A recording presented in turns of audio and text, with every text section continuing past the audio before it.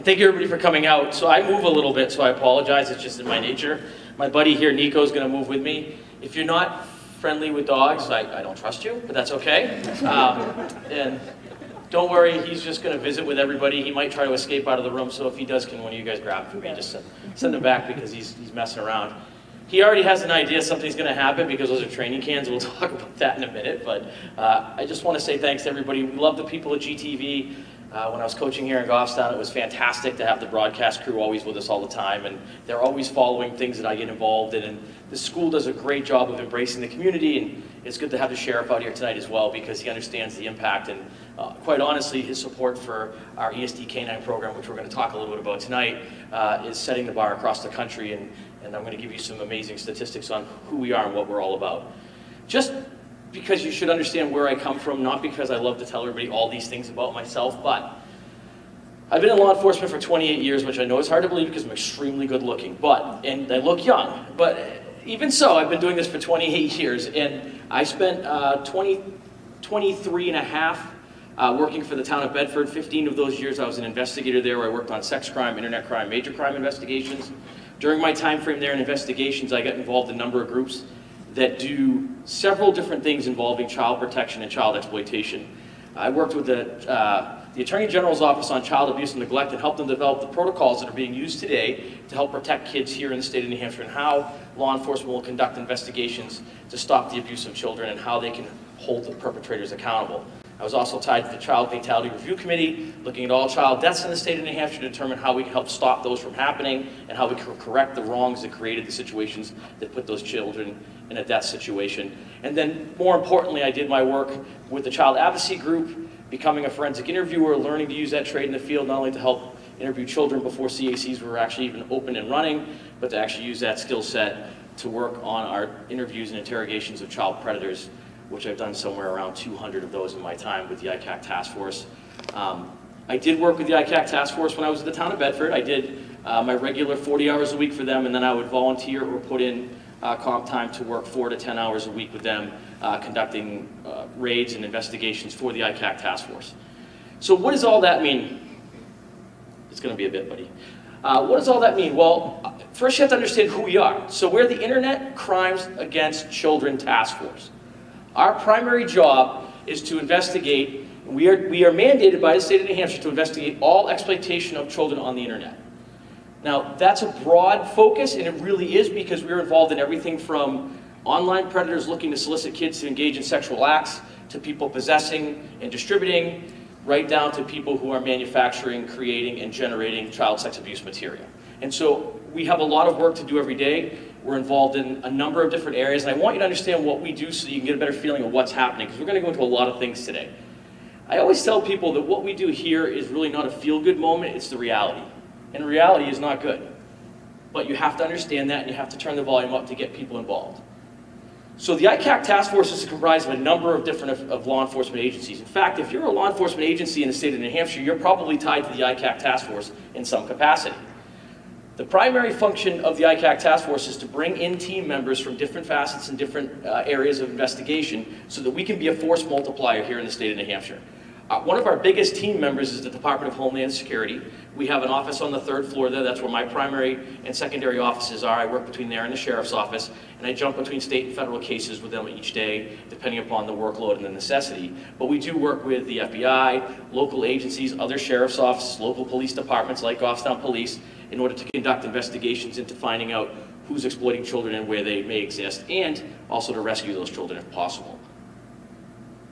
ICAC task forces are across all over the country. They're federally funded and state funded. They run in different ways, shapes, and forms. Some are run out of Attorney General's offices, some are run out of local police departments. Here in New Hampshire, the grant was first applied for in 1998. It was part of the Northern New England Task Force, which comprised of Maine, New Hampshire, and Vermont. During that time, they shared about $250,000 in the late 90s to help fight child exploitation. And then later on down the road, the state of New Hampshire broke away from that group, and now we are our own independent task force. There are 61 ICAC task forces across the country, functioning at a high rate of pace, conducting investigations on child exploitation. We are all networked. So in New Hampshire, because Portsmouth Police was the originating agency, they provide us with the command staff for that task force group, and I report there when I'm working for the task force group to Lieutenant Kinsman, who is the active commander of New Hampshire's ICAC Task Force. I often joke because I'm the longest standing member of New Hampshire's ICAC Task Force, so he is my 5th commander, and I'm seeing if I can wear him down to get to a 6th. So what does New Hampshire ICAC do every single day? Well, first and foremost, we provide law enforcement training and equipment across the state of New Hampshire. So we teach other people how to be investigators and what they need to know and how to conduct investigations involving the exploitation of children in the internet, but we also provide them with critical equipment. We have satellite labs throughout the state of New Hampshire where we can conduct physical examinations and process electronic storage data at a staggering pace and rate. The amount of stuff that we're looking for through every day is quite amazing, and there have been times we've gone through more than 100,000 images in a month through the processing of our equipment. We provide reactive investigations, we provide proactive investigations, we provide trained investigators, so people like myself who have been in the field a long time that can provide different resources to the group, and then more importantly, we do community outreach like tonight. Now, I'm going to tell you a little bit more about each of these, but I want you to get an idea of just how vast our reach is and what we're involved in.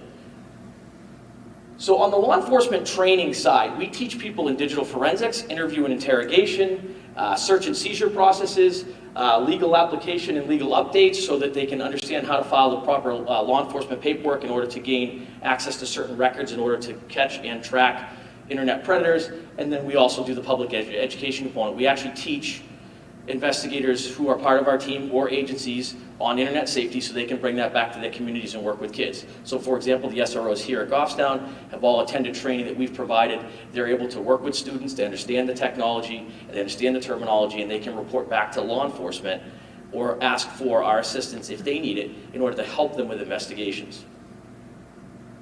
So on the reactive side, one of the biggest things that we see is called a cyber tip, and I'll go over that in a minute. That's the number that's probably going to upset most of you tonight. It's what we really see as the worst of the worst things here in New Hampshire. But the reality is we also do take in direct reports from law enforcement. So that could be a local agency receives a complaint from a mom and dad, a local agency gets a complaint because the school resource officers are involved in an investigation at the school that either the school reports or a teacher, and in some way, shape, or form it makes it into a local agency's hands, and then from there they reach out to New Hampshire's ICAC Task Force and say, hey, we need a force multiplier, we need more assistance. We then send our team out. If it's an emergent situation, we will activate about 12 of our members, and we will usually respond to that location at a moment's notice for what we call a priority 1. But in most circumstances, it's a measured response based upon what's going on. On the proactive side, this is a good example of we conduct chat operations, just like you'd see if you watched the TV show back in the day with Chris Hansen, To Catch a Predator. At the ICAC Task Force level, we often laugh about that and say, one, what Chris Hansen was doing was illegal in the sense that he was entrapping people, and in certain states you can get away with that without having any legal issues. We could not do what he was doing here in New Hampshire. But more importantly, we always wondered about the day that somebody would show up with a firearm. I can tell you that in our chat operations like this one, which we did back in May of 2019, we netted all 12 of those people in 72 hours coming to different locations that we had set up for them so they could meet and engage in sexual acts with kids under the age of 12. However, I will tell you our chat group also does account takeovers, so when we have a kid who's in a situation where they're engaged in active conversations with online predators, our account takeovers can be done. We can then assume the identity of the child, and then we can determine if we want to either meet that person and then take them into custody or further identify them during the course of the investigation. We do this on a regular basis.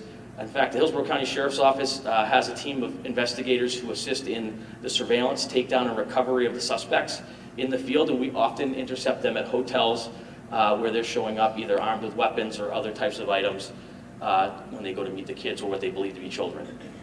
I think the most recent one we did down in was probably, I think, in Nashua, where 2 males had showed up to engage with sexual acts with a child who they believed was going to be sold to them by a quote-unquote bad dad who had asked to just watch the sexual act go on.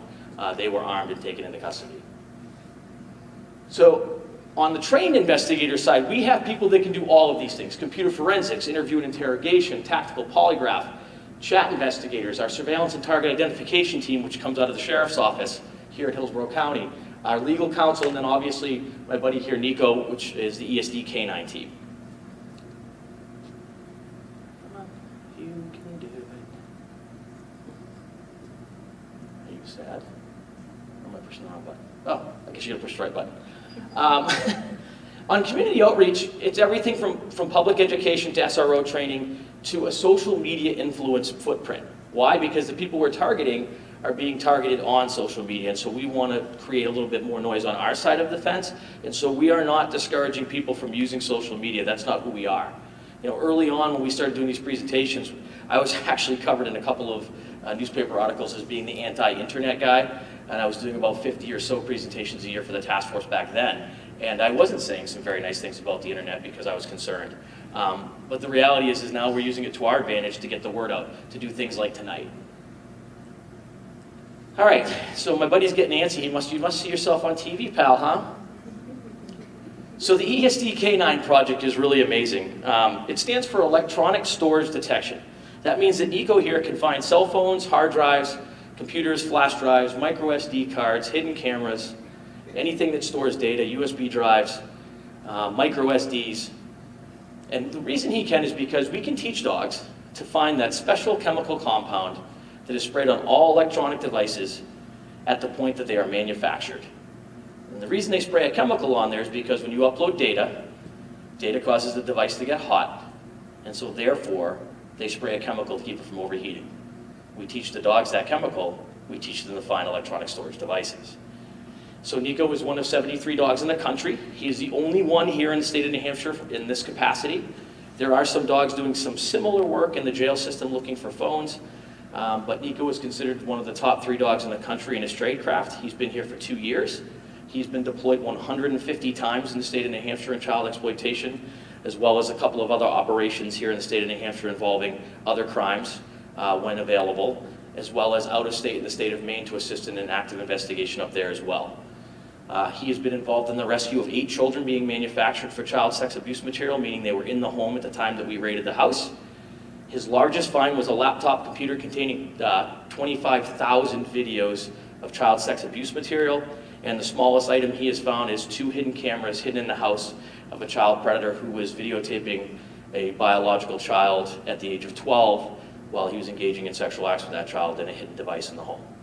So we are super proud of the work he's done. He's been featured in a lot of different things. I'm going to jump over and just show you a small excerpt of some of the work he's done. Good beat, buddy. So we've been lucky enough to be involved with a couple different projects. One of them is that we had an embedded reporter from Coffee or Die magazine, and they covered Nico, so here's what he does. You know if the scientific call specific to that one target? I think so. Okay, so like these identifiers, it's, all right. This is Joshua Scoveland with Coffee or Die magazine. We're standing by right now, waiting to go serve a search warrant. Details are limited just because this is an active investigation, but this has to do with child sexual exploitation. They're gonna line up on this dude, try to catch him while he's outside of the house, and go from there. Manchester police stopped the guy that they were looking for as soon as he left the house. All we do know is that the man is being investigated for child sexual exploitation materials that he has either on a computer or a hard drive or something like that. Nico in the back seat behind me is, that's his main job. He's ready to go in and search for hard drives, computers. They can find as little a micro SD in a creek if it comes down to it. These canines are really impressive. When the initial contact was made with the investigating officers and they took his device off of him, they did see some indication that he might be involved in child sex abuse material, but they weren't 100% sure. So they got to look a little closer at the phone, but there's some indicators there that would lead us to believe he might have been involved in it. They're certainly going to downplay what they're doing, and to be honest, we can live with that initially. The devices will tell us the truth about how much is really going on. Yeah. Personal cell phones are a big indicator because a lot of people keep them on their person. They have lots of stuff, lots of storage. That and mass storage devices, small scale mass storage devices, which is why when we search the homes, we're looking at that stuff. So, Yeah. Seek. Show me. Show me.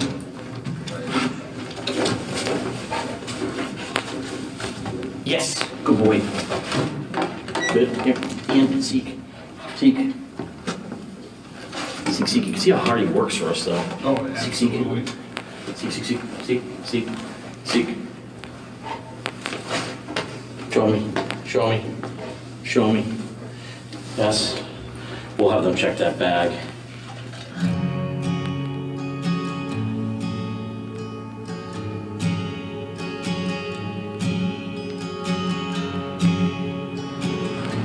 This is the second search warrant that we're on today. The gentleman that they were looking into was using what they refer to as CSAM, child sexual abuse material. Often deals with young children being forced to do sexual acts, which ranges from litany of state, local, federal charges. It's a disturbing act that seems to be a plague in our country. There is 66 ICAC task force. It's Internet Crimes Against Children. They exist throughout the country. Just a range of law enforcement agencies and departments have partaken in this because they're all dedicated to removing this evil off the streets. See, there's something in there he wants. He alerted there, down in that area there, and in this bin, which was up on the wall, he almost pulled it down on me. He's been a busy dog. He's located several bits of technology that are going to be helpful in these cases against these guys. Seek. Show me. They are innocent until proven guilty in a court of law. There is stacks and stacks of evidence against these guys that I've been able to take a look at, but it's an active investigation, so we won't be able to dive into any of that material. Keep working. Seek. Show me. Yes, good boy, good job. Good boy. How much of a game changer is he for that room?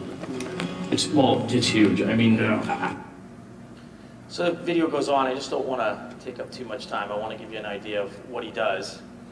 We're super humbled by the work he does. It's pretty amazing just to see that. I'm going to show you here in real life what it's like. Homes are a lot different than demonstrations, but if some of you are wondering what environments he can work in, he can work in houses, cars, fields, woods. He's found stuff in as deep as 8 inches of water before. If it's not moving too fast, he can usually get in on the odor and find it. He's deployed in a number of different environments. We work him in the snow. His capabilities are unlimited if you train hard enough with them. And we're really fortunate. For those of you who are wondering what his current breed is, it depends upon what he looks like each day. So he is half lab, half golden. So currently I think he looks like a hungry lab. Are you? I think you are. He's food reward, which means he doesn't eat out of a dog bowl. He doesn't get cookies, he doesn't get treats, he doesn't get snacks. He doesn't get anything that's food flavored. The only snack he can have is a piece of ice, which we give him chunks as many as he wants because it's just water. He thinks he's winning. Please don't tell him there's nothing to ice. But as far as food goes, he gets 3 cups of food each day. It's all fed by hand. The way he eats is he has to find electronic storage devices. When he finds one, he gets a handful. When we get to 3 cups, he's done for the day. So depending upon his warrant schedule and how busy he is will determine how much he gets and how much we're going to work.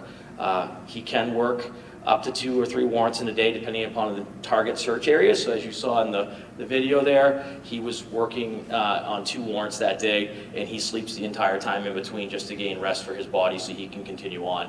He's virtually an Olympic athlete in the shape of a dog. Right, buddy? One of the things that let me do this first. So I'm going to bring him, I'm going to go up on the stage with him to do this.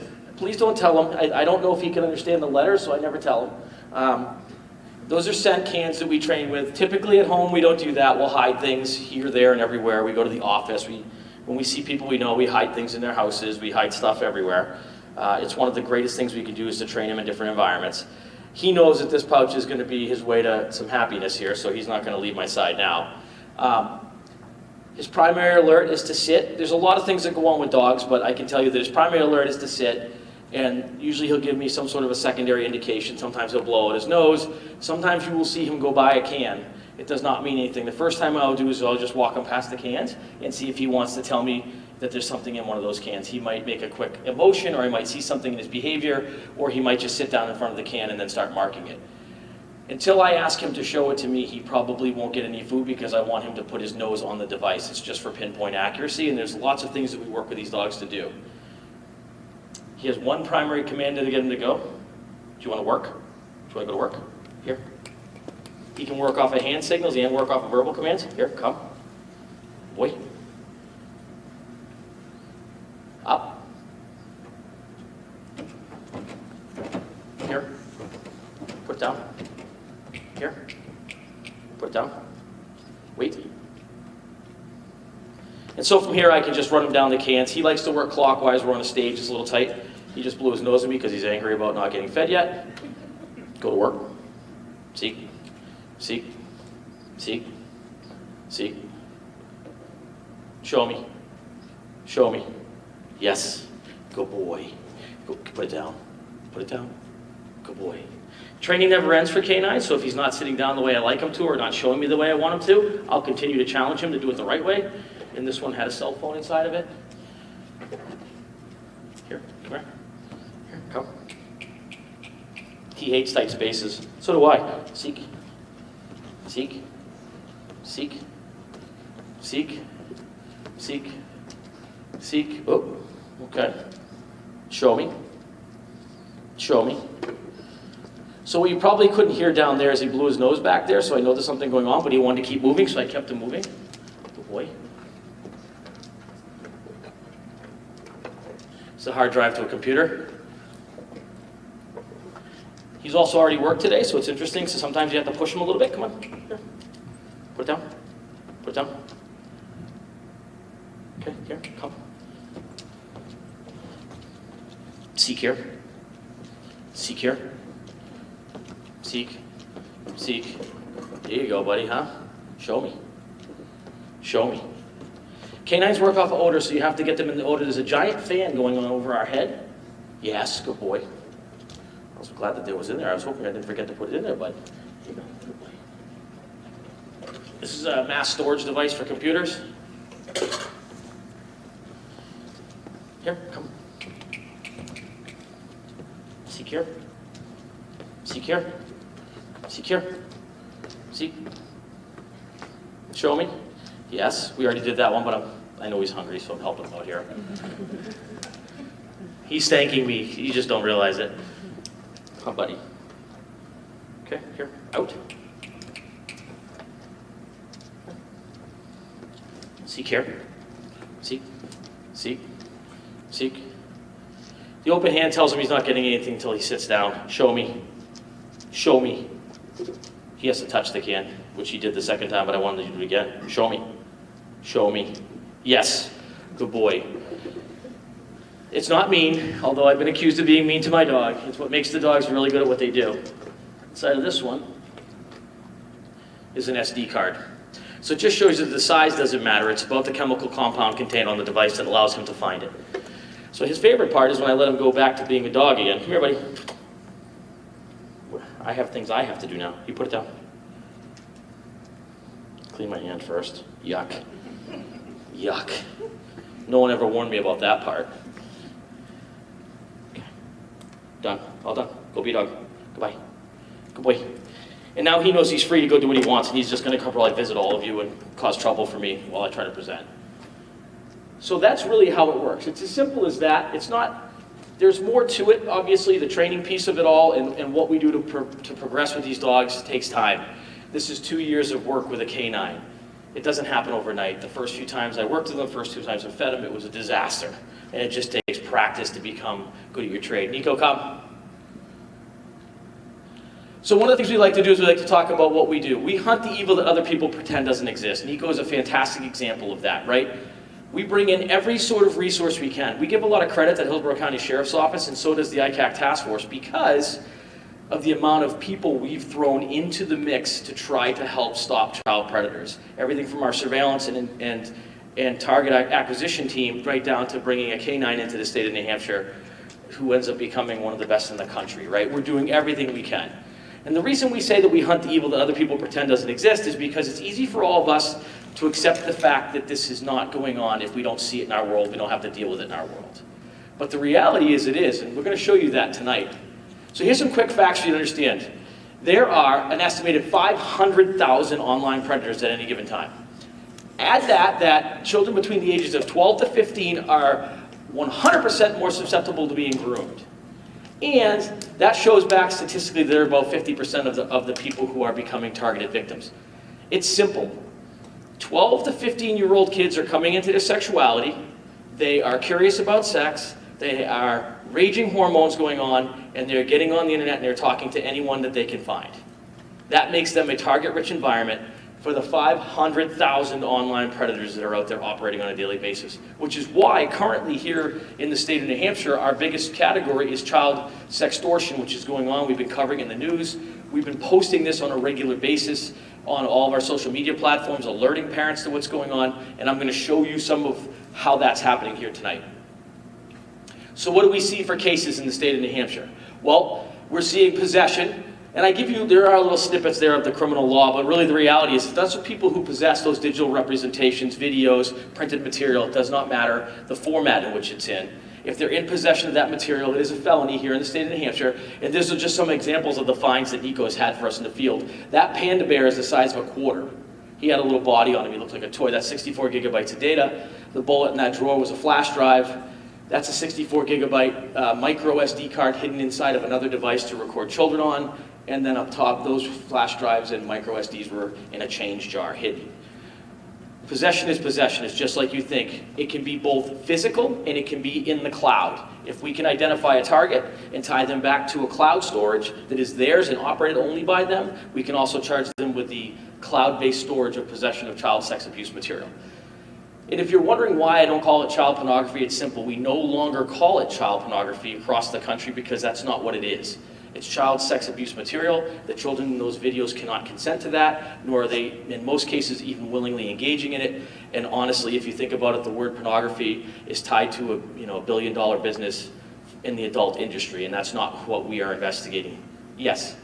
So what is considered a child engaging in sexual explicit conduct? It can be a number of things. It's a great question. So the question was, what is considered a child engaging in sexually explicit conduct? Well, it can be anything from a lewd exhibition of their genitals or buttocks to engaging in sexual acts, to participating in sexual acts with adults, participating in sexual acts with minors, participating in sexual acts with themselves. All of those will qualify, and those are things that will be investigated by law enforcement. Some of the non-chargeable offenses, which we would talk about things like child erotica, we don't charge, but we do investigate because we want to determine what's going on with that child. Things in the child erotica world are many times not chargeable images or chargeable actions, but they are of a concern to law enforcement. They get flagged by the service providers and they notify us of the conduct. But for all practical purposes, basically it's any sexual act at all going on in that imagery that's going to cause someone to be potentially in charge with possession, which is why the charge of possession can also be a very dangerous thing for high school students who are engaging in 21st century dating, because you have 18-year-old boys and girls communicating with kids under the age of 18. And for the purposes of child sex abuse material, it's those kids who are under the age of 18. So if you have an 18-year-old boy or girl dating somebody who's under the age of 18, they could potentially get themselves in trouble with any of these acts criminally here in the state of New Hampshire if law enforcement chose to actually prosecute. Which doesn't happen very often if it's just poor decision making in actual 21st century dating, but when it becomes criminal in nature, or the images are being traded, or there is a criminal component because they are harassing, threatening, or intimidating another child, or if they're in that sense selling, or there's some sort of criminal component that'll be charged.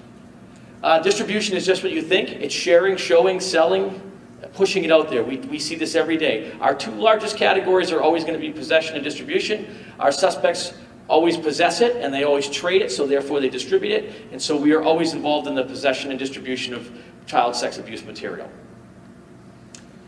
Manufacturing. The one category that really does keep us up at night is manufacturing. It is a gigantic concern of law enforcement here in New Hampshire and across the country, for that matter, about those who are willing to engage in sexual acts with children and record that and manufacture that and then possess and distribute it. We hunt those people as fast and as quickly as we can, and we try to bring them to justice and rescue children as soon as possible. Those are just some examples. We find them in pens. That little cube at the top is called a cop cam. You can buy it on the internet. It's like 35 bucks. You can clip it in a little plant in the bathroom or clip it in a tree or put it in a towel rack. You'll never see it. It's the size of a miniature dice, and it goes back to a cell phone, and it has wireless capabilities, motion activated, works in the dark, has audio, video, all that stuff. Fortunately, I actually found one of those with Nico one time. What an interesting case. And then there's travelers. Traveler cases is where the suspect, just like you think in a chat case, the suspect either goes to the victim or the victim goes to the suspect. We do have those cases here in New Hampshire, as I mentioned before. We're involved in those on a regular basis. Traveler cases sort of can be multi-jurisdictional, meaning the suspect can come from many states. Not uncommon that they travel from another state because they don't want to be identified locally by someone they know. And in most cases, they will involve a grooming process, but not all. So there's some sort of a way that they can actually make the meetup. Most people think it's going to happen right away, but it doesn't. It's very rare unless we're in a particular chat room or group that we're trying to communicate in. And then lastly, the thing that we deal with a bunch is this: certain uses of computer services prohibited. This is a Class B felony in the state of New Hampshire. It's also a registering offense as a sex offender. It basically says that if you are over the age of 18 and you have sexual communication with a minor, meaning you talk about, develop a plan, and lure, entice, just as the wording is said here, over electronic communication to meet and engage in sexual acts, you've committed a Class B felony. Now you can imagine how that could be a problem for high school age kids who are 19 years old or 18 years old communicating with a 14 or 15-year-old freshman. They could potentially be charged, just like the case at St. Paul's School, as this charge, because that's what he was convicted of, and that's what he registered as a sex offender as. Now, who are they primarily targeting? We're not primarily targeting kids who are dating. We are targeting 40 and 50-year-old men and women who are communicating with minors to engage in sexual acts with them. However, this can apply and can be a dangerous path for high school age kids. So what we like to tell people is that we live in the age of apps. Well, what's that mean? Well, we have things like Facebook, which most parents think is social media, but it is not. It was the gold standard for social media. However, I will tell you, we are involved in a lot of Facebook-related cases, but it's not because offenders are talking to kids. We're involved in Facebook cases because offenders are talking to offenders and trading the images there. There's also a large-scale Facebook hack going on right now, and in that large Facebook hack, people are taking over the accounts of good, honest people and surging their accounts full of CSAM material, and then they're getting flagged by law enforcement, and law enforcement is having hard conversations with people because their social media accounts are getting hacked. Twitter. Again, kids aren't using it. If you think kids are using that, they're not. Anybody who's using Twitter now is probably just graduated college. That was their age back when they were in high school and a little bit earlier, but now it's just graduated to adults. And it's primarily when we get cases out of Twitter, we're seeing cases involving offender to offender sharing links via social media, that social media platform. This is one you should be thinking about. Snapchat. If you don't know anything about it, you should. As we tell all the parents, this is the gold standard of social media here in the United States. Kids don't text each other to talk. They Snapchat one another to chat. Our offenders do it, predators do it, drug dealers do it, everybody does it because they feel there's a level of safety because the imagery on that particular thread is going to disappear after a certain period of time. However, I will tell you that there are a couple of different functionalities that make that not necessarily true. And we're going to talk a little bit about how this stuff actually gets flagged, but Snapchat is federally mandated to report to law enforcement. We get complaints from them all the time about the material they're seeing, and I'm going to show you how that happens. But kids are led into a false sense of belief on how that stuff is actually being tracked and how law enforcement knows about their communication. Just because it disappears from your screen doesn't mean it's gone forever. In fact, lots of people have already seen it.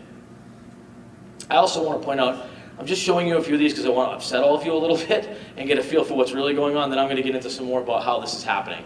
But these are things to think about. Instagram, right? Owned by Facebook.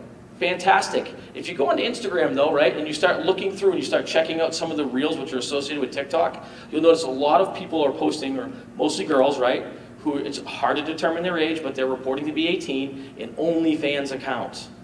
Well, OnlyFans accounts are usually free to sign up for, but then if you want the material contained in the account, the user has to pay for that. And what are they paying for? They're paying for sexually explicit material. In some cases, those girls are actually being forced to do those videos, even though they look like they want to do them, because they're in human trafficking scenarios. And so law enforcement has a hard time with some of those because in the human trafficking component of those, we have to identify that victim, who she is, and then determine if she's under the age of 18 to verify the human trafficking piece, obviously. But those types of things are happening on a regular basis on all different types of platforms, even Instagram. YouTube. This is a classic example of parents who just say, oh, my kids are great. They just game all the time, so they just use YouTube for videos, and that's all they do. And we have a subscription to YouTube TV, and it's fine. Well, when we raid the houses of child predators, and you're going to see some of the stuff that we do here tonight, they use YouTube as a way to gather intelligence information on the kids. These kids who have gaming sites, who then go on and create a channel and then post videos of their in-game action, are talking the whole time because they have a headset on or ear pods in. And while they're talking, our online predators are taking those videos and then using those as intelligence information to determine where they live, who they communicate with, how many siblings they have, whether or not they are alone, and they're using all that information to gain access to kids or use it to later gain access to kids. Here's a great example of ones that parents don't even talk about. This is Tumblr. It's spelled Tumblr. Tumblr is actually the Facebook that an adult would use right now. Tumblr has explicit content. It was flagged for a while by the federal government as being one of the worst for the trading and active posting of CSAM material, and they had a huge crackdown, and they surged law enforcement with a bunch of complaints, and we hit as many targets as we could, and they cleaned up as much as they could, but it still goes on there. It works just like Facebook. Lots of kids will tell their parents they have Facebook, and they are like friends with their mom, and look at my report card, but all their other activities are going on in Tumblr. So these are things you have to consider, right? Just a few more, since we're going down this path. How about Kik? Kik, the #1 leading source of all internet crimes against children task force complaints here in the state of New Hampshire about 5 years ago. And it went on for a while till Kik closed. They were based out of Alberta, Canada. And when they closed down, we all cheered. And then they reopened again in California and are now doing business here in the United States. They are a Wi-Fi based program and platform, which allows kids to get on an iPad, an iPod.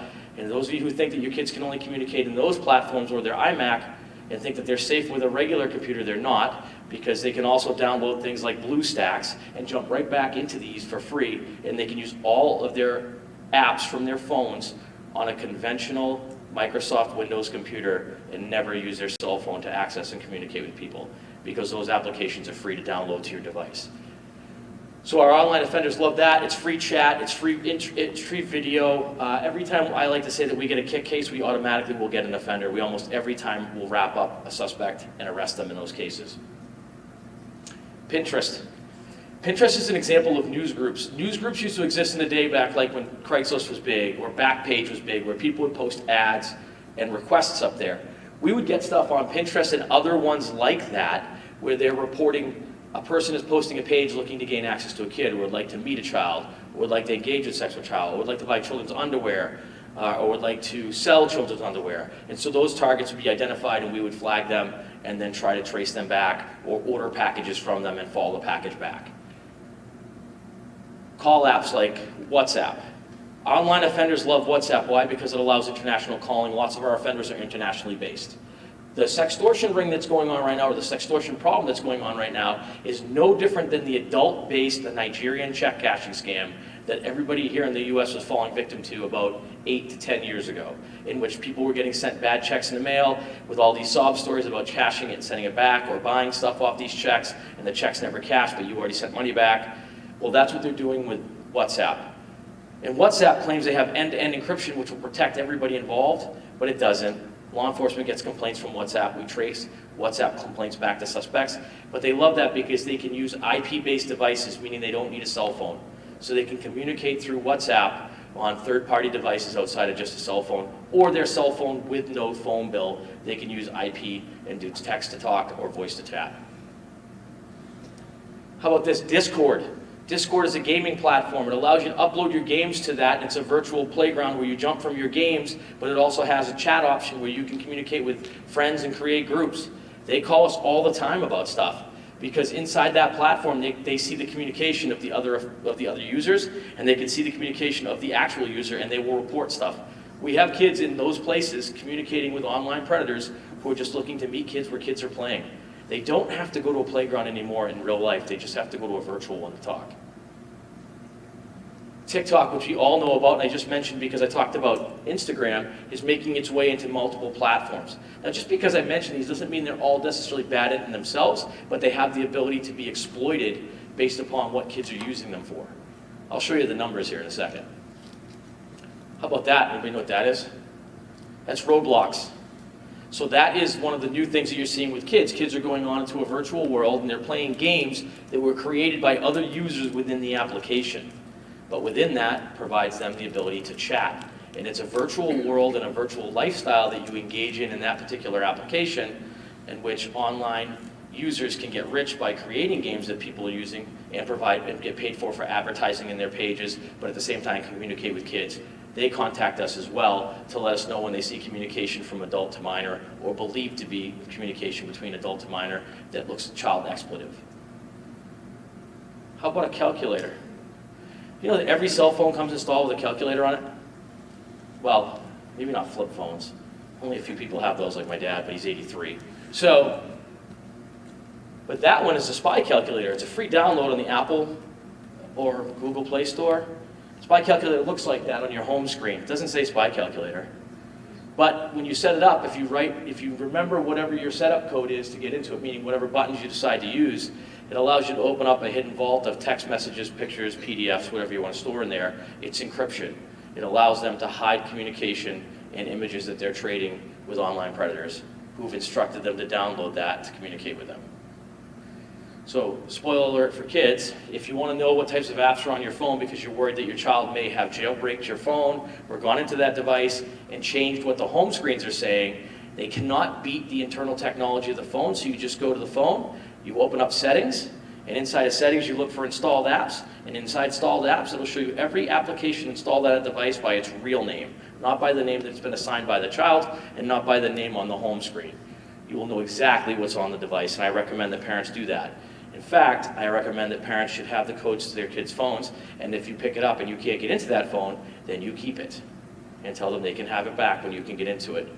And if you're worried about Fourth Amendment rights, you have the right to keep it from them. You paid for it, and it's your billing plan, and you're responsible for them, and no, you're not going to jail, and no, they're not calling their lawyer on you, and they're not calling the cops on you. Just take it from them. Can I jump in real quick, man? Yes, you may. So to me, that's huge. If I'm going to go through a phone as a police officer, or really it's going to be Detective Foster who's going to go through it, we have hoops we have to jump through. Even if it's a, hey, can you go through my kid's phone? There's hoops involved. It takes time. You guys don't have any hoops. You're the parents. It's your phone, your plan, you're paying for it. Own it from the get-go. When you first give ideally, to me, when you first give your kid their first phone, you say, this is your phone that I'm letting you use, but it's still my phone. Make sure you have access to log into the phone and all the apps for sure. And have that, if you can get that going from the get-go, it's not anything new that they can really fight you on later on. When I'm dealing with them in high school, a lot of times they have had the phone for a while and they feel like it's my phone, it's not my dad's phone. And they do say, you can't have it, it's mine.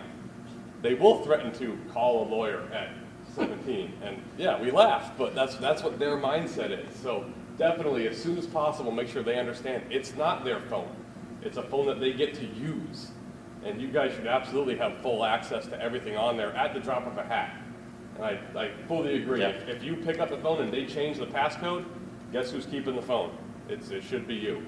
Because they get into all kinds of crazy, crazy stuff on these phones. And they don't realize the bad guys that are out there. 100%. That's a good point. And you know, there's a lot of things I'm going to talk about tonight over the remaining time that is really like that. You know, there's a lot of parenting techniques you have to mix into this in order to succeed, because this is an ever-evolving, ever-changing situation that we're in here in the state of New Hampshire and across the country with dealing with electronic storage devices and how kids are using them to communicate with other people. So I'm going to show you, this is the last app I'm going to show you for now. This is Omegle. This gained some traction because of our recent case up in Concord in which we arrested a suspect up there, and he was engaged in using Omegle. Omegle used to be app-based, but now it is web-based. It was developed by an 18-year-old boy 11 years ago in Vermont. He's now moved it to web-based and taken the app down so you can do it from anywhere, and it just allows you to openly chat, communicate, video chat, do whatever you want with people online. You can do it random. So what you have to do is you have to say to yourself, if you don't know any of these apps, or maybe you only know one, or you may have heard of them, but you're not sure, the best thing you could do as a parent when you're talking to your kids about installed applications is say, I want to learn more about that before I'm okay with you installing it on a device. You can go to YouTube, you can go to Google, and you can list it out and see what it says and determine if it's a good fit for your family. If you did Omegle, this is what you'd learn. Omegle, it tells you how to say it, is a great way to meet new friends. When you use Omegle, we pick someone else at random and let you talk to one-on-one. To help you stay safe, chats are anonymous unless you tell someone who you are, not suggested. And you can stop a chat at any time. Predators have been known to use Omegle, so please be careful. We're asking, 12, 13, 14-year-old kids to read the warning label on the package. They're not. They're just checking the box that they understand the terms of use, and they're signing into the application for free. It's your job to make sure that you're helping them vet out what is going to be a good choice for them, because there are a lot of apps that do not just this. They also tell you about tracking features, what type of information it's giving up about your current location, personal information that it shares to other users and other vendors, things that would be very relevant to you as a parent in order to protect your child. Okay, so let's take a deep breath and talk some positives. It's going to be quick though. It connects lots of people, right? It connects millions and millions of people. That's the reality. It's a fantastic way, especially with what we've all been through over the last couple of years, to communicate. It's connecting those people tonight who I'm sure are at home watching because it's more convenient given their situation at home, or maybe they're concerned with COVID or whatever it is, but at least they can watch, they can learn, they can educate. The other great part is news, right? We get news from it. We push stuff out on it just like everybody else does, because that's how we're going to get the world informed, and that's how we get people to events like this. It's a great way to share news. I can't say enough about the online education piece. We had to go to that as an investigative task force group, because we had to have ways to communicate with investigators and tell them what was going on out there during COVID, and we still needed to keep people plugged in on how to protect their kids because of the numbers surge, which I'm going to go over in a minute. So what a great way to do that, online education. Created jobs, right? People are making huge money in the internet industry, and they're learning how to make jobs out of it, and it is a great thing, and it's not anything wrong with it. And if you think you're going to keep the internet and cell phones from your kids and keep it out of your house, you're just lying to yourself, and you're actually holding your children back, because that is the standard in the world now. There's a whole entire emotional and social component, both good and bad, to these types of devices. So if you can teach healthy cyber citizenship to kids, they can survive this. But it requires you to be part of that conversation, because it's not going anywhere. Here's where it takes a dark turn. It allows you to access information that is hard to talk about. When you think about all the times that you've said to yourself, I have to have that conversation with my kid, and I don't even like having that conversation with other adults. They have the same feelings. Oh boy, here comes mom, here comes dad, here comes the big conversation. So where do they get their information? Well, they can go to the internet. The problem is, when you go to the internet, as we all know, not everything is true. And depending upon your source, you can be sorely misled. If you go to the wrong app, the wrong website, the wrong place, you can talk to the wrong person, you can be led to believe something else. If a child goes on a website about child pornography or adult pornography or whatever pornography they want to look at, and they're learning from there, they're learning the wrong way. And they're being misled. Those are conversations that have to have between humans, one-on-one, or their doctor, or a family member. And so when we get into this category, it's where our world starts to become the reality of what's happening here in the state of New Hampshire and why we exist. So here's the negatives that we're going to go over with our remaining time. These are risk factors that the New Hampshire ICAC Task Force has determined are probably the most important for parents to know. Number one, in New Hampshire, we worry about the distribution and trading of private sexual images between minors. It's a common problem. We see it on a daily basis. We talk to high schools every day, and we get at least 3 or 4 phone calls a week about child sextortion on the internet on our way to the office. I get them all the time.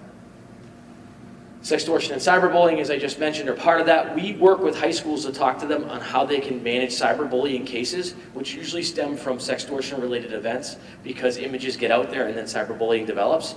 But they are a bullying component, and schools do have to work on that, so we work with them to help them identify involved participants when we can. The solicitation or child sex trafficking of kids, which is a huge concern and problem here across the country and the globe. And then what I always refer to as a nuclear option, which is the sexual assault and abduction of a child, which has happened here in New Hampshire and unfortunately will happen again no matter what I do, even though we're going to be out here every day beating the drum and telling people what's happening out there.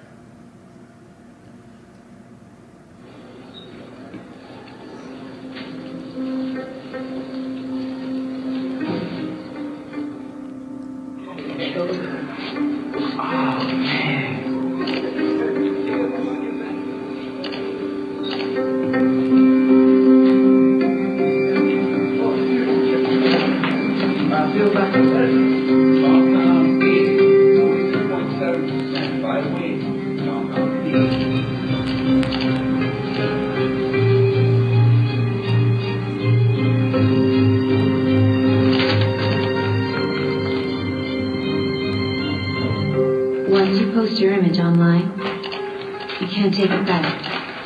Anyone can see it. Family, friends, anyone. Remember, think before you post. I've seen that video many times. We've had it in our task force group for a while because it's just so relevant. It's just a working example of how an image goes out and then it is spread around. And even though you might have targeted one person to send it to, once it goes through one person's hands, it could go through another's and another, and eventually it gets outside of the group of the people that you wanted it to land in, and it can end up in the wrong hands. Part of that is because of the impact relationship to that. Kids were polled and studied. We get a lot of statistics from the U.S. Department of Justice, along with other places like the Departments of Education and other resources, and what we've found is that 76% of the kids who were polled said that they were somewhat, this is what's concerning about that, somewhat concerned with the impact of the image they posted. But guess what they still did? They still posted it.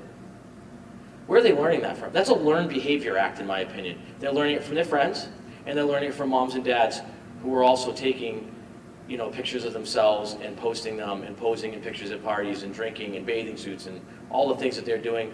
Kids are doing the exact same thing. For the same reason that kids are texting while they drive, and kids aren't wearing their seatbelts, and they won't wear a helmet when they ride a bicycle. Why?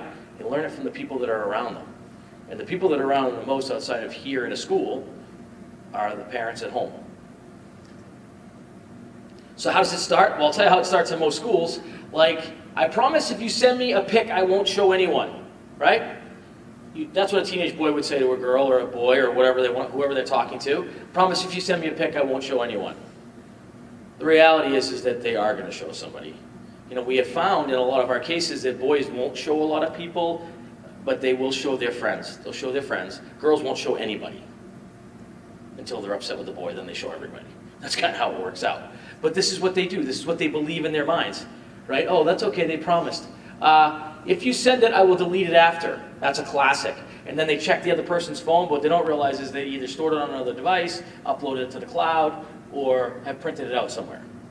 Seen all of those. Or they just take and this is a good one because this is why they use Snapchat, right? Because if you understand the functionality of Snapchat, you were alerted when the other person screenshots that picture. So the person thinks, well, if I send it through Snapchat, I'm safe. Well, two reasons why you're not. Number one, they don't have to use the same phone to take a picture of it. They can just hold it up and take a picture with another phone. Number two, IMAX allow you to screen record. So you can live screen record at the same time that the messages are coming in. It will not alert the other user. So therefore, they sometimes fall prey to that. So that's not true. And sometimes they just put it up in the cloud, and then the account gets flagged. When the account gets flagged, it comes back to mom or dad who the account's in, and we're knocking on the door asking them why they have videos or pictures of CSAM when it's actually their minor son or daughter who is trading pictures with people. And then the classic, I'll send you one if you send me one.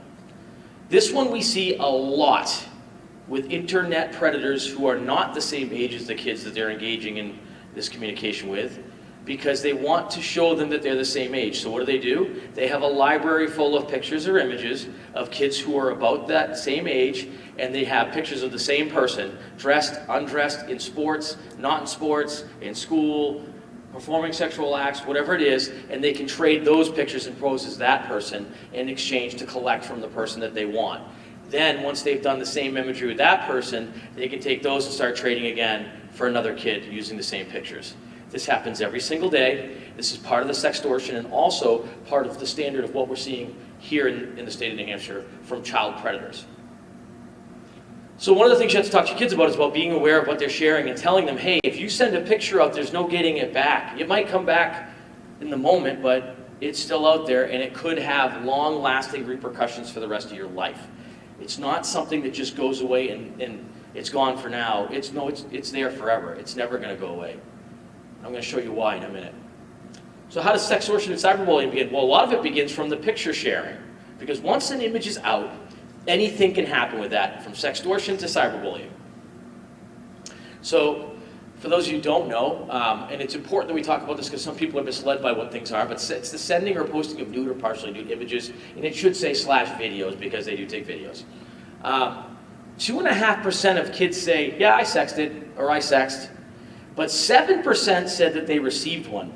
That's a double, right? It's double the amount. Why? Because 2.5% were kids that we polled. 7% includes them saying we got it. The other 2.5% are adults texting with kids. It's a target-rich environment. They're flooding. They're 2 to 1 to kids in sending the stuff to them. They're asking and asking and asking and asking, so kids are getting more requests than they are putting out. That's why that number's like that, which should make us all very sad. So why do they do it? Well, it's obvious. Like, some kids do it to be funny. There are some of that stuff where they're just exposing themselves because they're funny and they're trying to prank one another. There are the cases where they're in a crush and they're trying to impress the other person, and then more importantly, they're sharing it with a boy or girlfriend. Here's where it gets really out of hand. Hi, Zach. Here's another video from our special guy. I can't believe we haven't talked all day.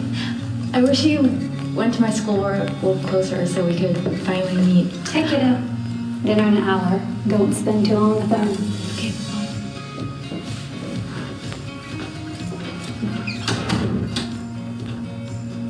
I know you've been waiting for this for a while, so I wanted to give you something special.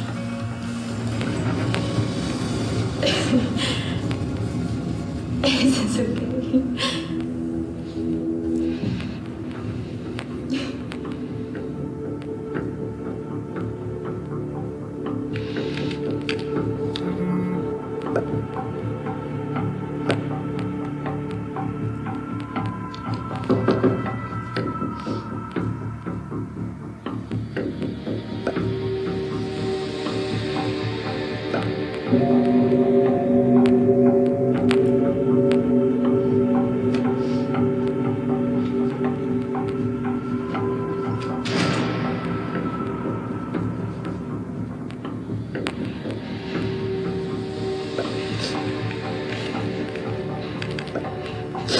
Who are you? Why are you doing this?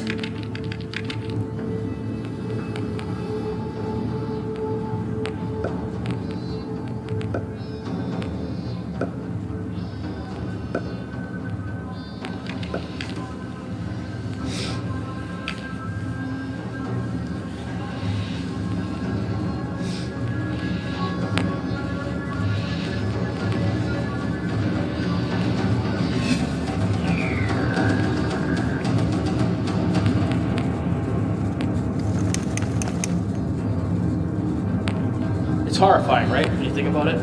This is the standard of what we see in sextortion here in New Hampshire. The thing that I always take away from that is at the end you see this guy clip and click and drag and drop the image into or video into a file. When we raid the homes of suspected internet predators here in New Hampshire, we find computers loaded with file names like that, full of videos and pictures of young boys and girls engaged in sexual acts that they've collected. That's what it looks like. It's that bad. It creates not only a huge problem for the child because of what they're going through, but think about all the mental health things that come from that. We've had kids involved in those types of cases where instead of facing their friends or their family over what they've been through, they've chosen to commit suicide or attempt suicide. I mean, this is a real problem, and it's horrifying, right? So the other side of that is the cyberbullying that I mentioned before. And yeah, it is what you think. It's the sending of mean texts, the photoshopping of pictures, the fake profiles and the fight videos, or spreading rumors or embarrassing photos. All of that is what you'd see on the playground. It's just being done right through the cell phone or electronic storage device. When they start trading pictures, though, they start setting themselves up for this. And in some cases, it doesn't even have to be a sexually explicit one. It just has to be something that is somewhat explicit, and that can get the entire rumor mill going, right? Posting a picture in a particular outfit or a particular way can start the ball rolling in those categories. So how do you recognize some of this stuff? Well, when kids stop using cell phones or computers, you know you have a problem, right? The reality is that it's connected to them at all times. The average use of a phone by a teenage kid in the United States right now is 11 hours a day. So if you're not using that much, you know something's going on. They act nervous when they're receiving emails or texts or messages. Those are all indicators that something's happened. Or how about they just, outside of not wanting to go to school like normal, if they're uneasy about going because of all this stuff together, it's time to start asking questions like, hey, what's going on with my kid here? Like, why is it that they don't want to engage with anybody? Why are they so upset about all these things? And then pulling back from family and friends. This is classic because I'm going to show you some slides in a minute. Online predators will try to pull kids out of the scenario they're in and try to put them in a self-isolated category where they're the only voice of reason is the online offender and groomer. And let me tell you something, after all the years of conducting nearly 200 child predator interviews, this is one of the greatest things they love to do is to isolate the child from the parent or parents. So that gets you the next question. So how many kids are solicited or sexually approached when they're online? 1 in 5 kids ages 10 to 17 are going to receive that solicitation, according to the U.S. Department of Justice. 10 to 17. We are drawing cases right now with 10-year-old kids. In fact, we worked one with a 10-year-old girl who was trading pictures of herself in her cheerleading outfit and also exposing herself in that same outfit to a 40-year-old man out west. And she thought it was a 10-year-old boy. So that does happen. How does that happen? Well, most occur on social networking sites. And when I say that, it's because that's where it starts. Not all people are going to communicate via social media and send images that way, but they will start the conversation that way. And in a lot of cases, it does occur with older teens, right? Younger kids have a harder time getting into some of the social media apps because moms and dads do block them from access to some stuff. But if you think about what I mentioned before, like Roblox, which has got access to a virtual gaming world, that's another window in for an online offender to talk to kids in a younger category, or through Discord, or through the other platforms. Most teens are solicited by their peers. That's a reality. It's a regular common occurrence. It is happening. It's happening through the phone and not through the phone, because that's what teenage kids do. So what does that mean? Most kids are not bothered by it. They're not. So they don't report it. And it goes undetected. And it can become a problem until the online predator who's engaging with them shows their true identity. So how are they grooming kids? Well, I'll tell you what. Number one, they do exploit their natural curiosity. Whatever it is the kids are trying to solve in their head, they want to be the solution. I always tell kids, and this is something you can tell your own kids, a true friend won't tell you what you want to hear, they'll tell you the truth. These people, they'll tell you everything you want to hear. You're beautiful, you're perfect, you're never wrong, your parents are wrong, you deserve better, you should be with me, I can give you a better life, you're just like I am, everything in my world is better than theirs. And they'll start to gradually introduce the sexually explicit images. The really good offenders that we've been able to get our handcuffs on are the ones who do these types of steps. They're career predators. They also will use their adult status to control the child's behavior. They will try to actually be that leading or guiding figure in their lives, while yet still trying to pose as somebody in their life that relates to them because they're into the same things. Offering gifts, cell phones, cards, and money is a very common occurrence. We see it all the time. Kids talk about it to us, and we do recover some of those items in our cases where offenders have provided that type of material. So some other signs of the grooming things. If your child has a gift that you've never seen before, and they give you a story that, oh, it came from a friend and this is how I have it, it's never a bad idea to just sort of ask more questions and try to verify that story through when the friend stops by and ask them about it, off the cuff when their kid's not standing there, or checking with other parents to see if they know the whole story. Online offenders give kids great backstories. They provide them with details and things that they can say to their parents because who are these people? Most of us in our mind think that a predator is some creepy dude who lives in his mom and dad's basement, eats pizza all day long, and plays video games. It's not. We have arrested a few of those, I'm not going to lie. But we've arrested firefighters, teachers, cops, lawyers, doctors, coaches. We're at double digits on coaches right now. People who make your coffee, 2 delivery pizza guys that we've done. These are people that you live by in your community that have children and know how all this stuff works. They're not exactly what you think. One of the worst ones I saw was, I shouldn't say worst, one of the saddest, was an 18-year-old kid on his way to high school graduation practice who was a significant online sexual predator hunting children. And he was walking out the door to practice walking down the aisle for graduation when we grabbed him. Calling unknown numbers. Like, getting those unknown number calls and checking the phone bills is critical. You should be looking at your phone bill. You should be. And if you have Verizon, that's a great example because it tells you things about what your phone's been doing overnight while you've been sleeping. They're not always talking to your kids when you're up. They're talking to your kids when you're down because that's when they know that their kids are down and their family's down, and now they have the freedom to do what they want online. And so for that reason alone, you should be looking at when those phones are spinning up and what they're doing. And quite honestly, if you were living as a kid in prison camp Fleming household, you'd put your phones on the counter at 9 or 9:30, and we got as late as 10 before they got old enough to have their phones. And I collected all devices and gave them alarm clocks that you bought at Walmart. It was pretty cool. According to me, it was not cool, but I thought it was cool. Imagine being my kid. Like, this is terrible. This is terrible. It was awful for them. I felt so bad for them. Rejecting friends and families just plays back into the grooming process stuff again. And quite honestly, when they started getting upset about not getting online beyond the normal, again, you know what your normal is, you know what your abnormal is. You have to find somewhere in the middle. But it's looking for these flags, because when we talk to parents, when we have the worst conversation on their worst day, these are all things that they go, oh, this was going on and that was going on and I should have known that. And unfortunately, it's too late, right? So here's a really sad statistic for you as well. 1 in 33 will receive an aggressive solicitation where a person will call them on the phone, ask to meet them somewhere, send them mail, money, or gifts.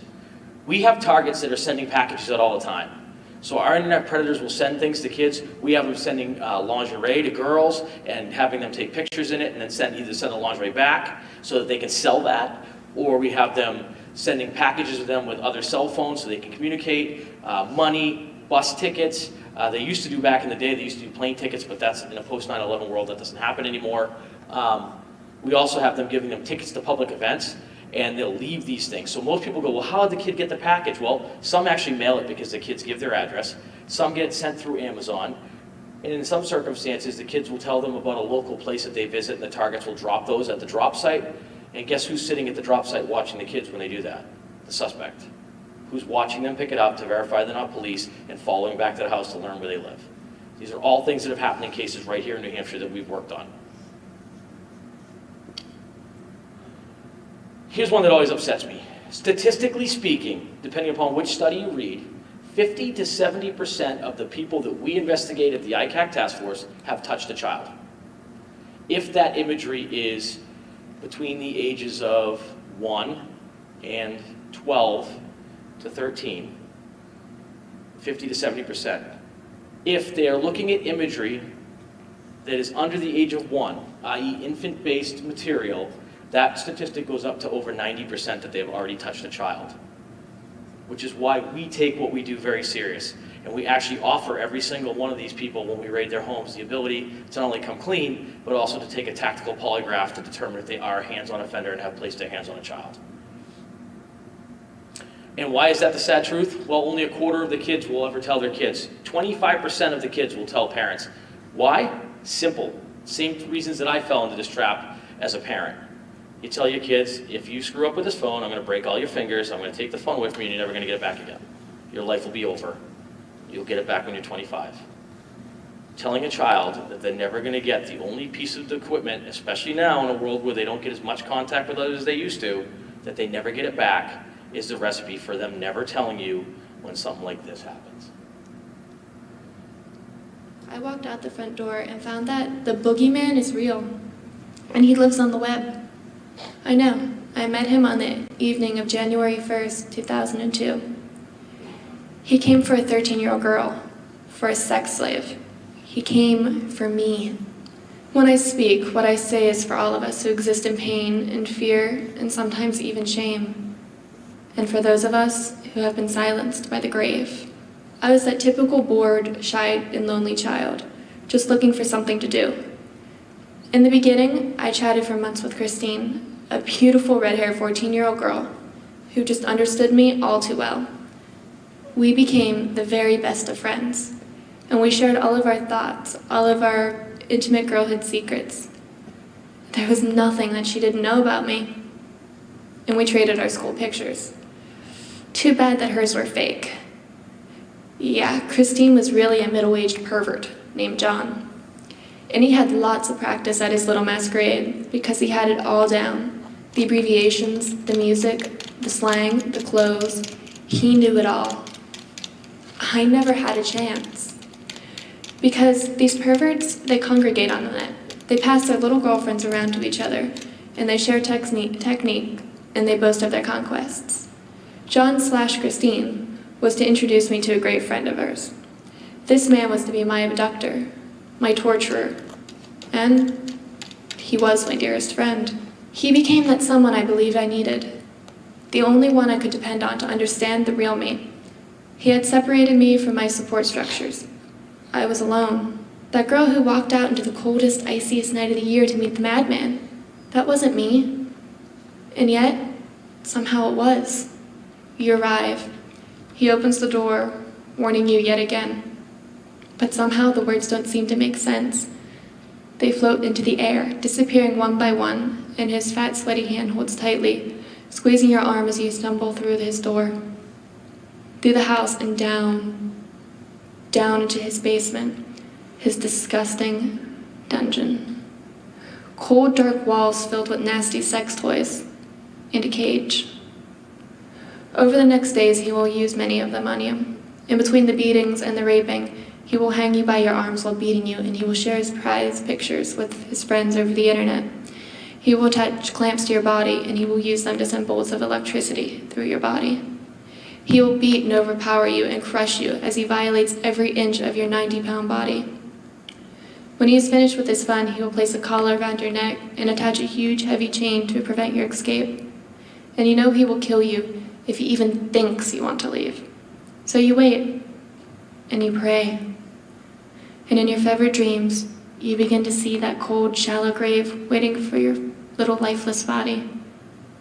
And you cry silently, "Mommy, Daddy, I'm here. Please find me." The last morning as he left for the office, he grabbed my face and looking deep into my eyes, he said, "I think I'm getting to like you a little too much. When I come home, we're going for a ride." This was the first day that he had fed me.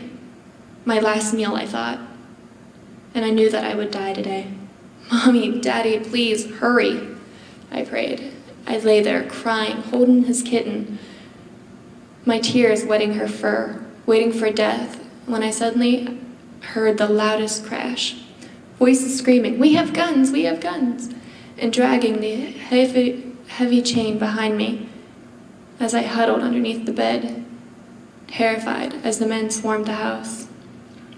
And then I saw the most beautiful letters in the alphabet, FBI, in bold yellow on the backs of their jackets, and I knew that I was safe and that my prayers had been answered. I cry inside. I mourn for that child that was me, the child that was stolen from me. And make no mistake, that child was murdered. I know that some parts of me are there forever. The child I was is still chained in that room, still suffering. And I am still trying to set her free. And others like me. Support the children. Save us from pedophiles, the pornographers, the monsters. The boogeyman is real, and he lives on the net. He lived in my computer, and he lives in yours. And while you are sitting here, he's at home with your children. That's the one that keeps us up at night, right? That's why people come out to events like that. That's why our task force exists. And that's why we will do whatever we can to protect children, no matter what it takes. But it starts way at the other end of the equation, at your house. When's the last time you looked at your kids and asked them who they were talking to on the device when you were just driving down the road, and you look in their rear mirror and you see them on their phones? When's the last time you went through their phone and checked out who they've been chatting with and what they've been sharing for messages? It's time you start doing that, or you could end up like her. Now, This is what traditional abuse looks like. This is what we've taught teachers, police officers, firefighters, doctors, nurses, anybody who's a mandated reporter, which basically is anybody who breathes oxygen in the state of New Hampshire, that's what abuse looks like. That's what abuse looks like in the 21st century. You can't see it. You don't know what's going on. Lots of great families doing great things, and they have no idea that just upstairs in the bedroom and the bathroom, the two places they can lock the door and nobody's going to walk in where they can take their clothes off, a sexual abuse is taking place. Except now, in the 21st century, they never have to be in the same room to do it, but it can take place, and it can be a sexual assault that happens between two people 3,000 miles away from each other. Hard to wrap your head around, but the truth. That is the truth about what we are doing here and what we are dealing with. So how do we think it works? This is how we think it works as people. This is how kids think it works as people. Here's how it really works. Here's how we know what's going on and why I'm going to give you some numbers today that will make you feel really upset when you leave here in a few minutes. There's an internet service provider or an internet provider in the middle, some sort of service provider that is in the center of all this. Maybe a couple, because sometimes they'll bounce between different ones. But the message goes out, it goes into the service provider, it kicks out to the other side, and the person gets it. Inside that service provider, the application, the service provider, whatever it is that they're going through, Verizon, that data is being analyzed, collected, and looked at in milliseconds. Most internet service providers like Snapchat, Instagram, Facebook, use special algorithms and or photo DNA to look at the images, and they can tell you if it's a boy, a girl, roughly their age, if they're engaged in sexual acts, and it can spit that material out at a rapid rate, and if it sees imagery that is illicit in content, it immediately is flagged, and they send it to law enforcement in the form of what they refer to as a cyber tip. The cyber tip line, which is in Alexandria, Virginia, is managed by the National Center for Missing and Exploited Kids. Anytime you report abuse on your phone, you're actually sending it to the cyber tip line if it involves child exploitation. That material goes there. They are the national clearinghouse. They collect all the information in the cyber tip, and they look at it, and they geolocate it to a state. Most cyber tips come by form of either cell phone number or IP address, because that's how service providers collect information from the device. And when they do, if they say it's New Hampshire, it goes to Portsmouth, to our task force headquarters, and our commander looks at that. He looks at the town that it's geolocating to, and we send it to that town to conduct an investigation and try to determine who our victim and or suspect is. If it's communication-based, meaning the communication is child exploitive and the kids are talking about it, or they're talking to an adult and they're talking about being sexually assaulted, that material still gets flagged, and that also gets sent to the closest task force group members or agencies so that they can investigate the complaint. So for example, Goffstown Police gets them all the time, and when they get their cyber tips, they immediately investigate those to determine if they have a suspect or a victim here in the community. Well, what's that look like in the state? Well, we've seen a 35% increase since last year. So if you're looking at the numbers, it was 29 million cyber tips last year that the United States of America received involving child sex abuse material. 29 million. That's a 35% increase up from 2020, in which it was 21 million. Who's our largest? Well, people miss this sometimes in the slide. Facebook. 22.1 million cyber tips were generated by Facebook about offenders talking to other offenders more than they were kids, because Facebook, as we know, is dominated by adults. And then you can see some of the others that fall in. 3.3 million by Instagram. You have WhatsApp, Snapchat, 512,000 cyber tips generated by Snapchat reporting child sexual abuse material being distributed through their application that they flagged. So for kids to tell you that it's not happening there, they're lying to themselves and they're lying to you because they just don't know, or they're engaging it and hope they don't get caught. Cyber tips take months to investigate. So a lot of kids will say, I don't know why it took you so long, I did that 6 months ago. Well, service providers are so overwhelmed right now that they're coming in 2 months after the fact with cyber tips to us that we then have to investigate 3 or 4 months down the road. We finally get to a conclusion 6 to 8 months out. Unless, of course, it's an emergent situation in which a child is immediately in danger and they're actively being sexually abused, in which we will activate our team and we get the call anytime, night or day, and we have to respond to that community and try to identify and rescue the child, which does happen here. So prior to COVID-19, we received 60 cyber tips a month in New Hampshire. That's 2 a day on average. When we forced everybody inside for a good reason, an unexpected outcome came to the ICAC task force, which the state of New Hampshire did recognize. The governor's office was great about it, and they pushed money our way to help us. But the reality was, we went over 200 cyber tips a month in the state of New Hampshire, from 60 to 200 for a 12-man team to push out across the state of New Hampshire to try to identify online predators. 200 cyber tips. Why? People always say, well, there must have been more predators that were developed because of the COVID pandemic. We say no. But online predators no longer had to go to the office, so therefore they were unrestricted in their access to the internet. Nobody was looking over their shoulder, and it allowed them free access to access the internet anytime to be in their other lifestyle. That being said, kids were on their phones more often, and parents allowed it because they had to communicate and connect with friends, and they also needed to do their schoolwork, and the monitoring of devices went way down. And that created the recipe for 200 a month. Where are we now? Well, right now we're seeing between 150 and 190. In fact, when we wrote this slide up 2 months ago, we were averaging 150. Now we've been hitting 190 steady for the last 2 months. Every 30 days, our team gets that many.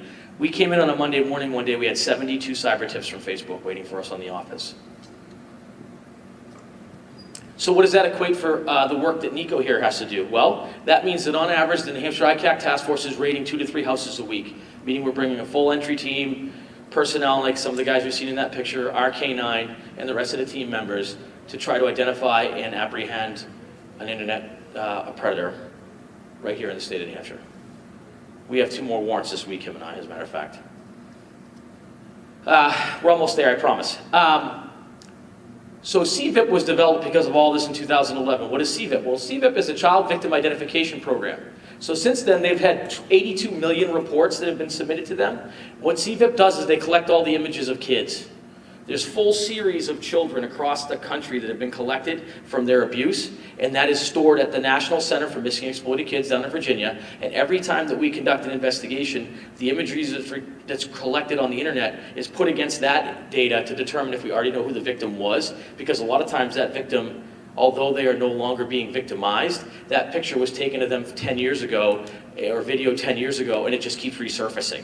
And so that's a particular series, and it gets identified as a series, and we're told who the suspect was, what the outcome was, where they lived, whether they're willing to testify again. And some of these poor victims and kids who are teenagers now, or teenagers then, are now adults explaining to their children why they get letters from the US government once a month asking if they would like to testify in another federal investigation involving sexual abuse material that they provided or unwillingly provided, for lack of a better term.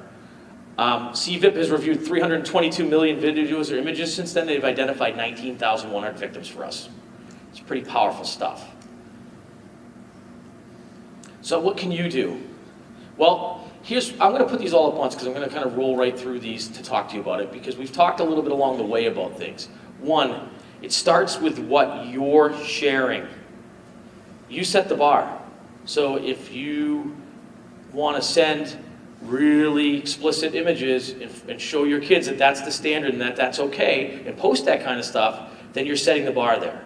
It's the same thing when you have parties and people are doing crazy things, right, at your parties, and they're having fun, and it's just innocent fun, and they're all adults. Well, kids see that, right? So when you post that, they post that. So start talking about the appropriateness of what they're sharing, and you can talk to them about the things that you've seen here tonight. And if your kids are old enough, you can even share them the video from tonight and say, hey, look, this is really happening here in the state. What you will probably find when you talk to kids is they know a lot about this stuff already. They just haven't talked to you about it. You have to explain to them that you have to think about what it will mean later, but more than ever, what I want you to tell kids is if you send it, you own it, there's no taking it back. Sure, we can collect it from the first person you sent it to, but when you get a call in 3 weeks from Alexandria from CVIP saying they found it again, and then in 6 months from CVIP, and then a year and a half from CVIP, and then in 5 years from CVIP, and then in 10 years from CVIP, and you say, well, I thought they got it from the guy that I sent it to. Well, yeah, but he sent it to 15 more people, so it just keeps going around and around and around. So you have to talk to them about that.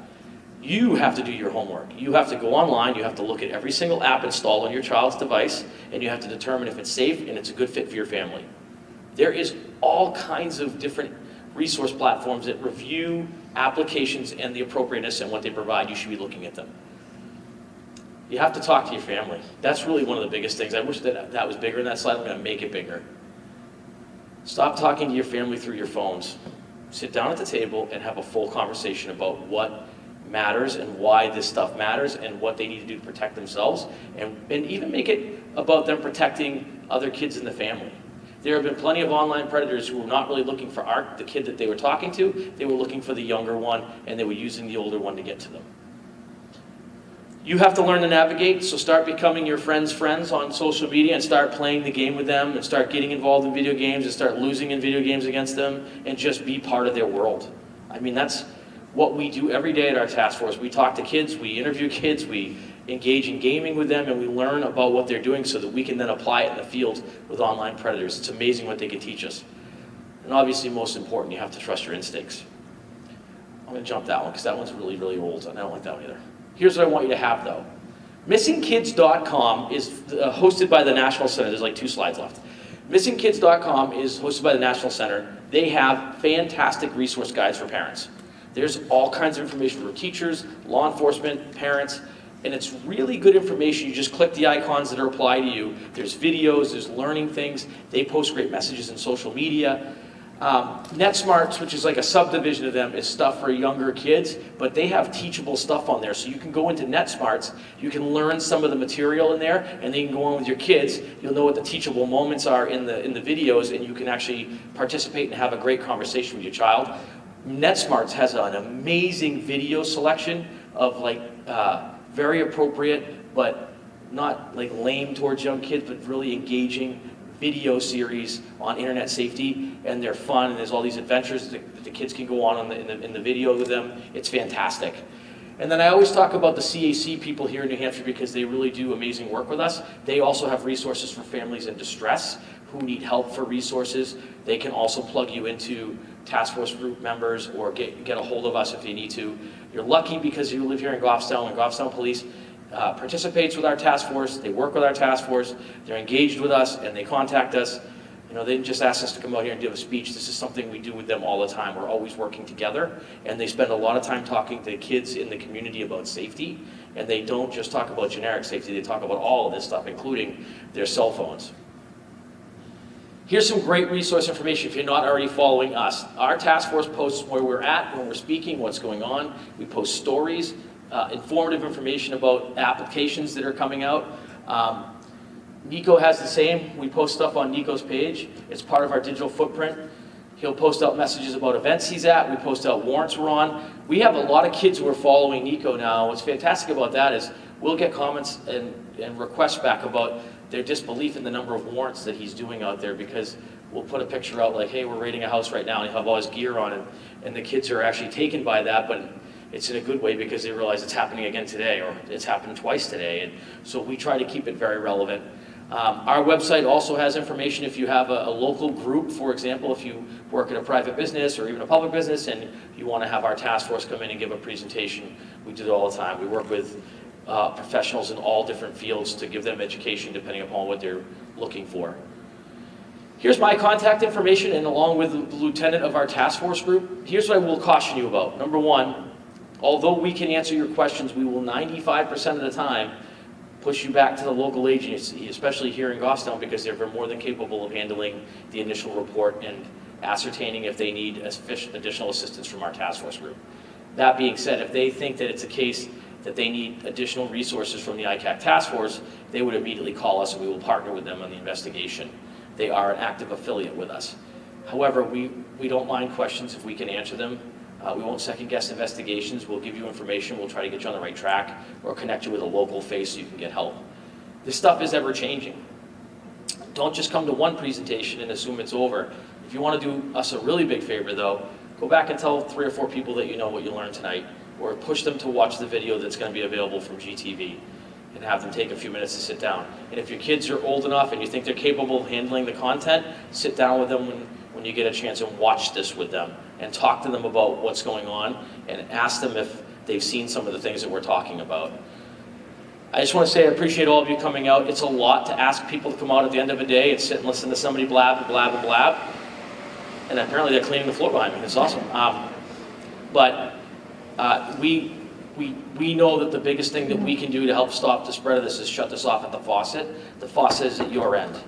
If you talk to the kids and you talk to them about safety, you talk to them about appropriateness of what they can and can't share and should and shouldn't share, we can stop the flow of this material, and that's our goal here.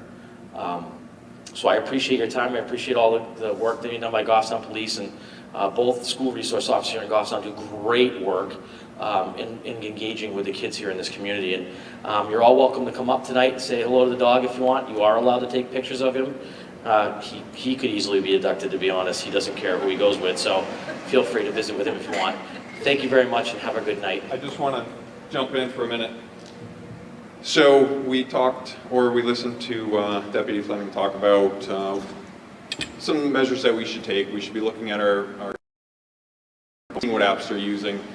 What I want to talk about quickly is what happens when you find that your child has taken some images of themselves. They've taken some videos of themselves that you wouldn't approve of them sending to someone else. How do you correct that? How do you deal with that, right? How many of us want to call the police and say, I found this video of my son, of my daughter, they're not wearing any clothes, and I know they've sent it over Snapchat, they've sent it over Instagram, whatever method they've sent it, we have to work as soon as possible to figure out where that went, who they sent it to, and how to stop the spread of that. So, first course of action should be, number one, figuring out from your kids exactly who they sent it to, when they sent it. We can help to minimize the exposure of that, work with the providers, work with you and your kids, and try and find the end user to that so that we can ultimately stop that from spreading like wildfire. Because once it makes it past a couple people, it's going to be nearly impossible to stop. I understand nobody wants to have that conversation with us and say, listen, this is what happened to my kid. But we have to do it. It's going to come in sooner or later, whether it's as soon as you find out or whether it's in 4 months when it's reported through the internet service providers. We're going to find it. We would like to stop it sooner rather than later for you guys so that your kids don't have to deal with friends finding out and then the cyberbullying starts or the sextortion starts. So if you have a question, if you have a concern, you can reach out to us at the PD and we will most certainly help you guys navigate that. It's not something that you guys should let sit, and it's not something that we want to do, but we want to help you with it. We want your kids to understand that a mistake maybe was made, but we can certainly work to rectify that as soon as possible, and sooner is always better. Thank you guys for all coming out, and if you have any questions about anything, again, reach out to us at the PD. Thank you. Thank you.